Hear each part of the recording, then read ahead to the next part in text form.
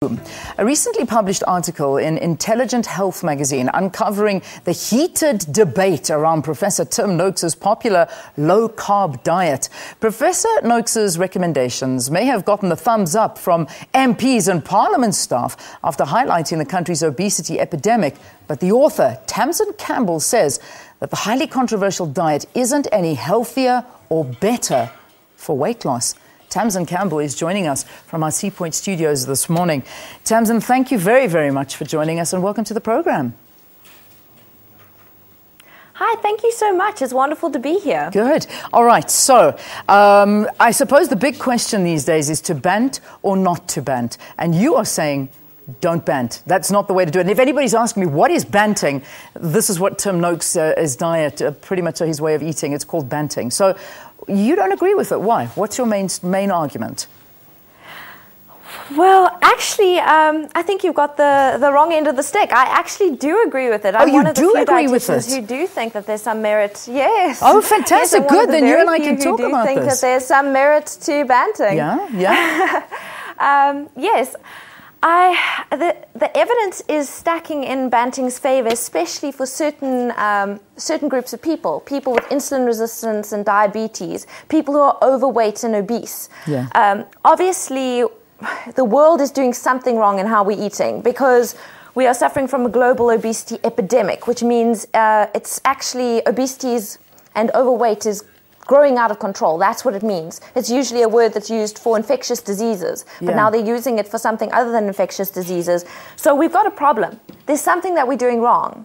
And the evidence is showing that maybe that's completely different to everything we've been doing for the last over 30 years. Maybe this is going to change the playing field, so to speak. Maybe this might hold the key to the obesity epidemic, and maybe people who are predisposed to becoming insulin resistant and all the people who are struggling with their weight.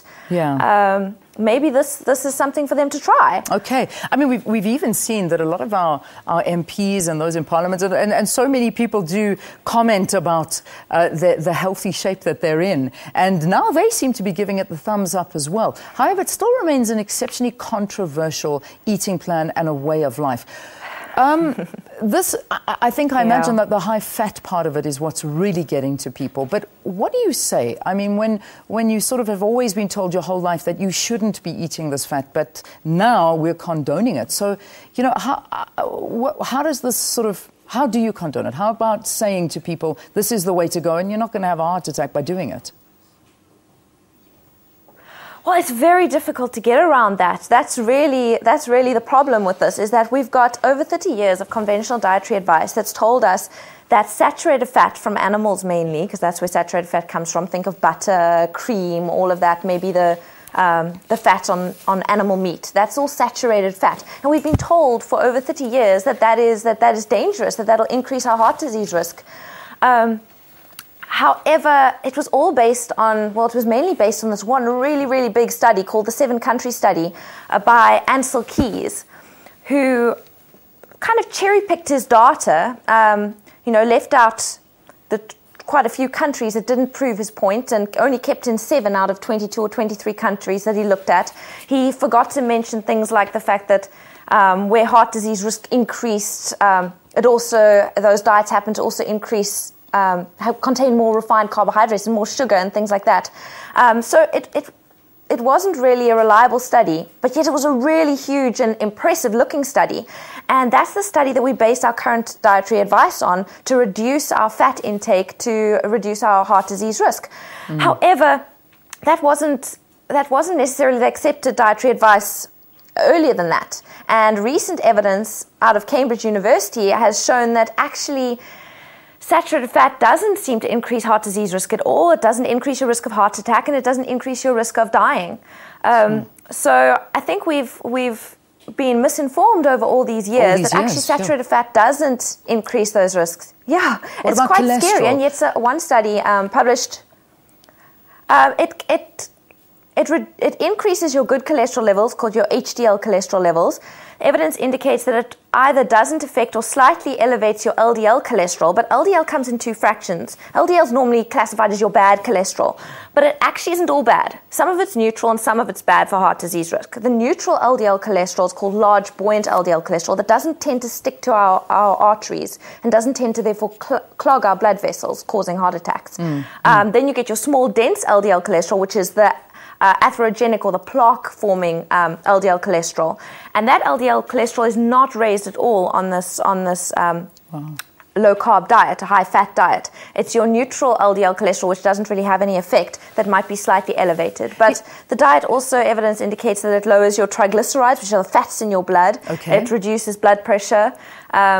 Just Tamzyn, it also very quickly, has improved benefits for weight loss, obviously. Okay. Well, I mean, that we've seen. I mean, people are losing so much weight on this diet. Yes. But I suppose people are... They really are. They're concerned about the long-term effects. But we've got a very, very... Yes. Like only a couple of seconds left of this interview. In fact, I've been told to wrap. So let's do this quickly. If somebody wants to start doing this diet, yes. I think one of the most difficult parts is cutting out carbs altogether, cutting out sugar. I mean, that includes no fruit, well, I mean, very limited fruit and no sugar whatsoever. How do you go about doing something like this? We're not used to it. How do you progressively start? You just go cold turkey? Yeah.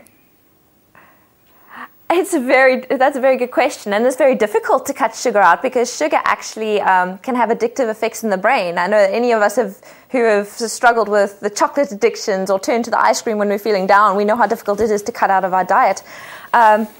And in those cases, healthy, natural, artificial sweeteners like stevia might help ease the blow as you wean yourself off sugar. But other people find that just cutting sugar out cold turkey works better. Yeah. Then obviously cutting out grains is also very difficult because they're your overt carbohydrate sources. That's like your rice and your pasta and bread and maize, millie meal. All of that, it's very difficult to cut out. But it's the sugar and the grains that you've really got to get rid of first. Yeah. And then after that, it depends on genetics and personal, how do you struggle with your weight? Are you insulin resistant? That'll determine how much of the other healthy carbohydrate-containing foods you can tolerate, like beans, peas, lentils, nuts, seeds, fruit. I definitely wouldn't recommend cutting those out at all. Yeah. I would say for people who are insulin resistant and diabetic, you really need to moderate or limit those. You can get impressive effects when you keep your carbohydrate consumption to below 60 grams a day. That's when you get your most impressive effects. But other people, just by cutting it out or reducing the amount slightly, should have some benefits. Good. All right. And I think that for some people, going cold turkey is the way to do it. Other people, go moderately reduce it until you feel happy. Tamzyn, thank you very, very much for joining us. I wish we had more time. Unfortunately, we don't. Thank you so much. Tamzyn Campbell is the author of A Meaty Debate. So get out there, Google it, read it, and perhaps it'll give you another perspective of the whole Tim Noakes Banting diet that everybody seems to be on and everyone seems to be losing weight. But is it healthy? I don't know. The debate continues. All right, quickly, let's take a break. Sharp after this. Stay tuned.